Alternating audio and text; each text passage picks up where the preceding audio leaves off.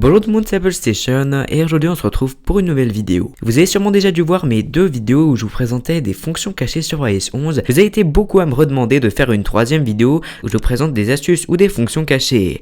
Alors voici la troisième version et je vous présente 20 nouvelles fonctions cachées sur iOS 11, c'est parti. Première astuce sur le lock screen, lorsqu'on déverrouille son smartphone, vous voyez qu'on a une nouvelle animation, en fait l'écran se tire vers le haut et à l'inverse lorsqu'on le déverrouille avec le code, on a un nouveau design, en fait les boutons sont un peu plus épais et flous, comme vous pouvez voir on a un rond avec un contour. Dans les fonctions cachées on peut voir qu'on a un nouveau design par rapport aux barres de réseau en haut de l'écran. Avant on avait des points et maintenant on a tout simplement des barres qui nous montrent sur 4 niveaux combien est-ce qu'on reçoit de réseau. Dans le centre de contrôle on a de nouvelles applications qu'on pourra ajouter et donc ça sera des applications que les développeurs pourront ajouter eux-mêmes. Donc vous verrez peut-être au fil du temps avoir une possibilité d'activer Instagram directement depuis le centre du contrôle. Depuis le centre de contrôle, si on appuie longtemps ou fortement avec 3D Touch, vous voyez qu'on a la possibilité d'activer le partage de connexion ainsi que les données cellulaires directement un peu plus rapidement, plutôt qu'avant il fallait directement aller les chercher dans les réglages.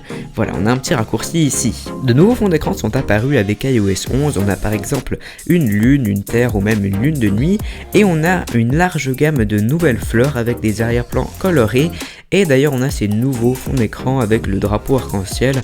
Voilà, personnellement je suis pas trop fan, j'aime beaucoup ceci avec les fleurs. Lorsque l'on va déplacer des applications et qu'on veut tout simplement changer de place, changer de page, on a la possibilité d'en sélectionner plusieurs à la fois et directement les poser sur une autre page. C'est un petit raccourci qui est un peu plus facile qu'avant où il fallait tout le temps les déplacer une à une.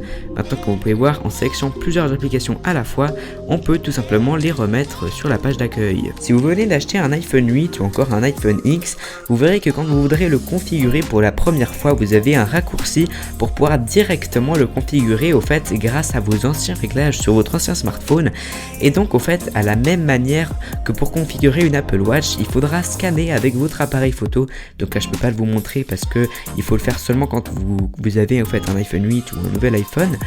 Mais donc au fait avec iOS 11 on aura la possibilité de directement basculer tous nos réglages de notre ancien iPhone sur le nouveau. Donc par exemple le 8 ou bien le 10.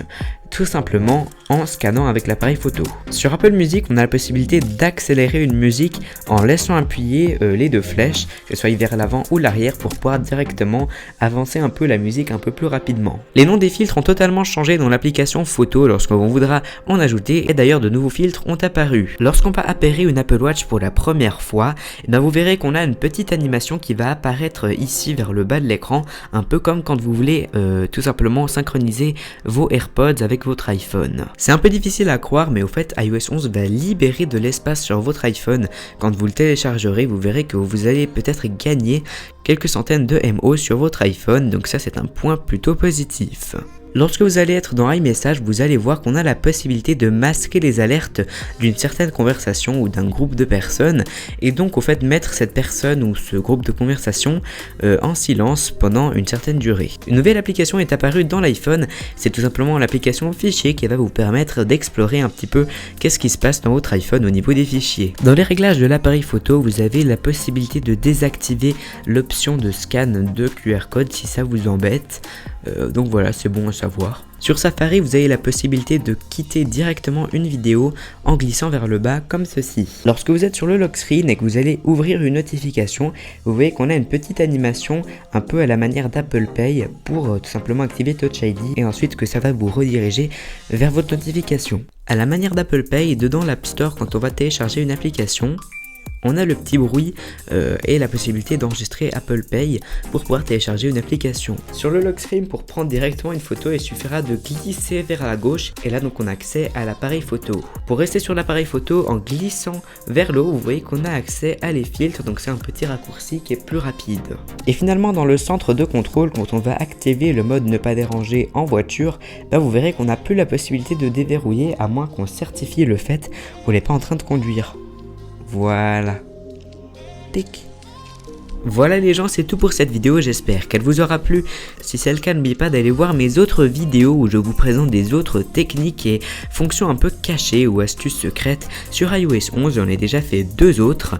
Dans tous les cas, n'oubliez pas de mettre un commentaire, abonnez-vous à ma chaîne, laissez un like et activez les notifications, ça me ferait super plaisir. Et moi je vous dis à la prochaine, ciao.